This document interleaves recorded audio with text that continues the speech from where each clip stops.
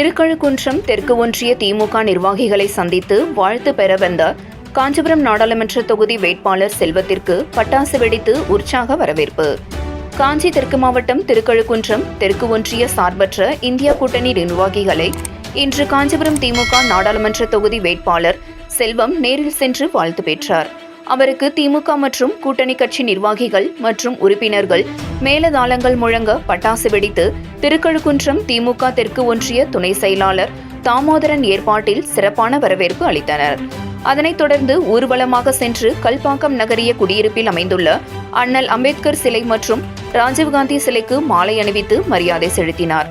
தொடர்ந்து தனியார் திருமண மண்டபத்தில் திமுக மற்றும் கூட்டணி கட்சி நிர்வாகிகள் மற்றும் உறுப்பினர்களை சந்தித்து சால்வை அணிவித்து உதயசூரியன் சின்னத்திற்கு வாக்குகளை சேகரித்தார்.